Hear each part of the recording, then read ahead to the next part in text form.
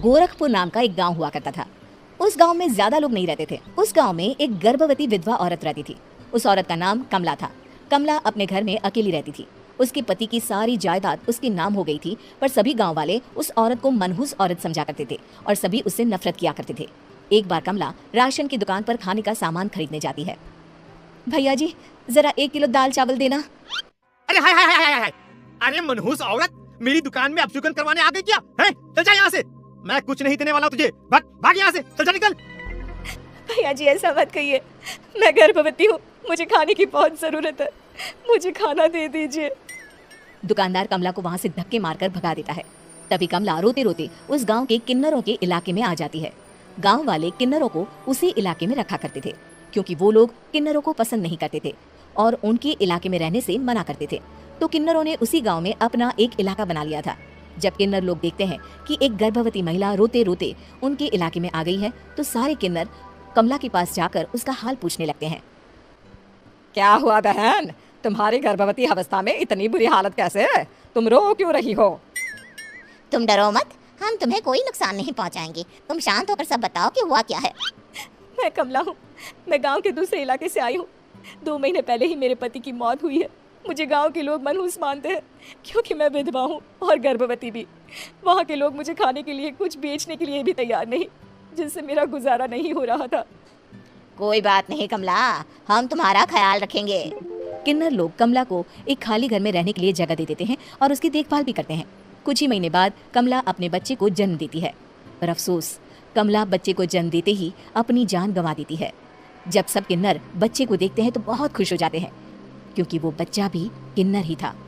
कमला ने एक किन्नर बच्चे को जन्म दिया था। अब इस बच्चे की देखभाल कौन करेगा? हम तो इस बच्चे को गांव के दूसरे इलाके में भी नहीं भेज सकते। और तो क्या हुआ, इस बच्चे की माँ नहीं रही तो हम इसे पालेंगे। अब ये हमारे इलाके में रहेगा, हमारे साथ रहेगा। फिर वो किन्नर उस किन्नर बच्चे को गोद ले लेते हैं, उसका नामकरण कराते हैं। उस किन्नर बच्चे का नाम शक्ति रखा जाता है। देखते ही देखते शक्ति बड़ी होने लगती है। उसके रंग रूप बहुत सुंदर थे। वो बहुत सुंदर किन्नर दिखती है। एक दिन शक्ति एक किन्नर से पूछती है, माँ जी सुनिए ना, ये गांव के दूसरे इलाके में भी तो लोग रहते हैं, तो हम वहाँ क्यों नहीं जाते?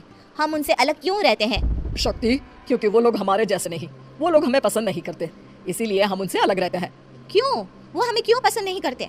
मुझे एक बार उस इलाके में जाना है, मैं एक बार वहाँ जाकर घूम कर आऊँ। शक्ति, खबरदार, जो तू उस इलाके में कभी भी गई तो अपनी जान नहीं गंवाना चाहती तो उस इलाके में कभी कदम भी नहीं रखेगी, समझी? इतना कहकर वो किन्नर वहाँ से चली जाती है। शक्ति उस किन्नर की बात सुनकर बहुत रोती है। माँ जी ऐसा कैसे कह सकती है? उन्होंने इतनी सी बात के लिए मुझे इतना डांटा। अब तो मैं उस इलाके में जरूर जाऊंगी। फिर एक दिन शक्ति गांव के दूसरे इलाके में चुपके से जाती है। ये लोग तो हमारे जैसे ही इंसान हैं, तो ये हमसे नफरत क्यों करते हैं? जब शक्ति उस इलाके में पहुंचती है तो गांव के सारे आदमी उसके रूप से मोहित हो जाते हैं। वो लोग ये अंदाजा नहीं लगा पाते कि वो किन्नर है। शक्ति की सुंदरता देखकर सारे गांव वाले उसकी तारीफ करने लगते हैं। तभी गांव का चक्कर लगाने गांव के जमींदार का बेटा हर्ष वहां पहुंचता है। हर्ष भी दिखने में बहुत सुंदर होता है। जब हर्ष ने शक्ति को देखा तो वो भी उससे मोहित हो गया, और जब शक्ति की नजर हर्ष पर पड़ी तो वो हर्ष को देखकर मोहित हो गई। आपको पहले कभी इस गांव में देखा नहीं। इस गांव में आप नए हैं क्या? जी नहीं, वो मैं बस। तभी शक्ति बोलते बोलते रुक जाती है और मन में सोचने लगती है, अगर मैंने इनको बता दिया कि मैं दूसरे इलाके से आई हूँ तो वो समझ जाएंगे कि मैं किन्नर हूँ, इसलिए मुझे इनसे झूठ ही बोलना पड़ेगा। शक्ति हर्ष को कहती है, जी हाँ, मैं इस गांव में नई आई हूँ, यहाँ अकेली रहती हूँ। वैसे आप कौन है? आप भी इसी गांव में रहते हैं? जी हाँ, मैं इस गांव के जमींदार का बेटा हूँ। आपको किसी भी चीज की जरूरत पड़े तो आप मुझे बता देना, मुझे अच्छा लगेगा। ऐसे ही शक्ति और हर्ष एक दूसरे से रोज मिलने लगते। वो दोनों अपने प्यार का इजहार करने एक दूसरे से मिलने जाते हैं। तभी शक्ति का पीछा करते करते एक किन्नर वहां आ जाती है। शक्ति, मैं तुमसे बहुत प्यार करता हूँ। मैं तुमसे शादी करना चाहता हूँ। क्या तुम मुझसे शादी करोगी? हाँ हर्ष, मैं तुमसे शादी करूंगी, पर मैं तुमको अपने बारे में एक सच्चाई बताना चाहती हूँ जो मैंने तुमसे छुपा कर रखी है। तभी उनके बीच में ही वो किन्नर आ जाती है। शक्ति, तेरी हिम्मत कैसे हुई ऐसा करने की? वो किन्नर शक्ति को खींचकर गांव के जमींदार के पास ले जाती है। हर्ष भी वहां शक्ति को बचाने के लिए पहुंच जाता है। जमींदार शक्ति और हर्ष के प्यार के बारे में सुनकर गुस्से में आ जाता है और शक्ति को गांव के बाहर निकालने की सजा देता है। शक्ति ये बात सहन नहीं कर पाती और कुएं में कूदकर अपनी जान दे देती है। जमींदार हर्ष की शादी गांव की एक लड़की से करवा देता है, पर हर्ष इस शादी से खुश नहीं होता।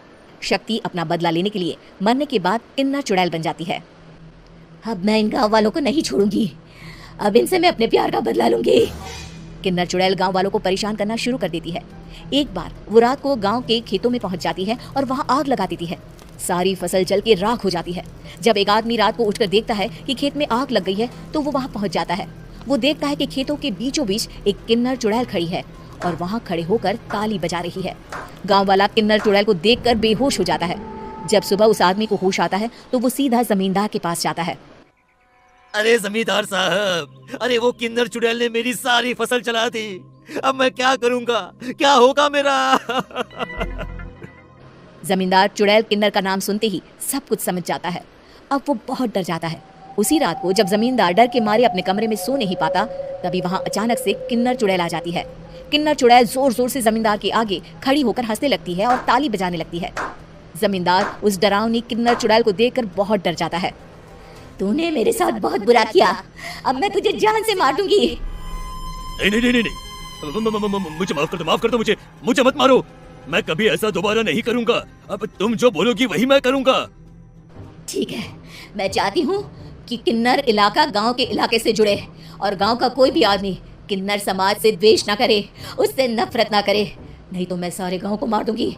और तुम गांव में एक नया कानून बनाओ कि अगर किसी ने भी किन्नर समाज को हानि पहुंचाने की कोशिश भी करी या इनसे भेदभाव करने की भी कोशिश करी तो उनको कड़ी से कड़ी सजा मिलेगी।